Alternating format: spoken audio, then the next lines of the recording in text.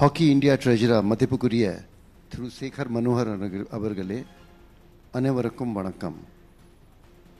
14வது hockey men's junior world cup தமிழ்நாட்டில் சென்னை மற்றும் மதுரையில் நவம்பர் 28 முதல் டிசம்பர் 10 வரை நடைபெறவுள்ளது.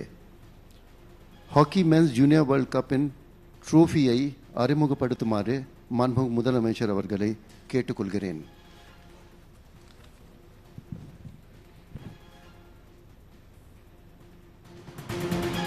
நான்காவது ஆடவர் ஹாக்கி இளையோர் உலக போட்டிக்கான இந்த நிகழ்ச்சியில் வெற்றி கோப்பையை அறிமுகப்படுத்தி வருகிறார் முதலமைச்சர் மு.க.ஸ்டாலின். இது பற்றிய மேலும் விவரங்களை தருகிறார் நமது செய்தியாளர் கண்ணன். இந்த நிகழ்ச்சி தொடர்பான முழு விவரம்.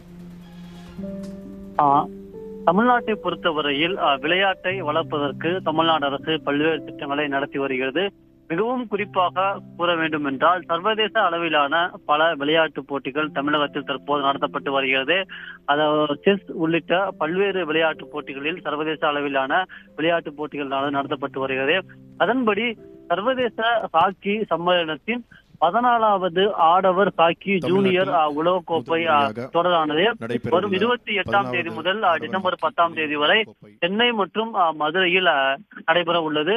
இந்த போட்டியை நடத்தும் இந்தியா உள்ளிட்ட 24 நாடுகள் இந்த போட்டிகளில் கலந்து கொண்டுள்ளனர். இந்த போட்டிகளை பொறுத்தவரையில் முழுக்க தமிழகத்தில் ஒரு சர்வதேச ஒரு அளவிலான போட்டியை நடத்த தமிழ்நாடு அரசு திட்டமிட்டு பல்வேறு நடவடிக்கைகளை மேற்கொண்டு வருகிறது.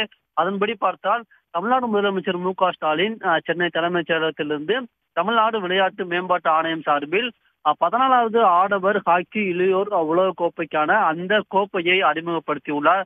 மேலும் இப்போட்டிக்கான லட்சணையான காங்கேயன் லட்சணையும் தமிழ்நாடு முதலமைச்சர் மு.க.ஸ்டாலின் சென்னை தலைமைச் செயலகத்திலிருந்து வெளியிட்டார். இந்த உலகக்கோப்பையை பொறுத்தவரையில் சென்னை மற்றும் மதுரையில் நடைபெற உள்ளது. இதற்கான லட்சணையை தமிழ்நாடு முதலமைச்சர் மு.க.ஸ்டாலின் சென்னை தலைமைச் செயலகத்திலிருந்து தற்போது வெளியிட்டுள்ளார். இந்த நிகழ்ச்சியில் துணை முதலமைச்சர் உதயநிதி ஸ்டாலின் மற்றும் தமிழ்நாடு அரசின் தலைமைச் செயலாளர் உள்ளிட்ட மிக முக்கிய அதிகாரிகள் கலந்து கொண்டுள்ளனர். உடனுக்குடன் செய்திகளை தெரிந்து கொள்ள சன் நியூஸ் பெல் ஐகானை கிளிக் பண்ணுங்க.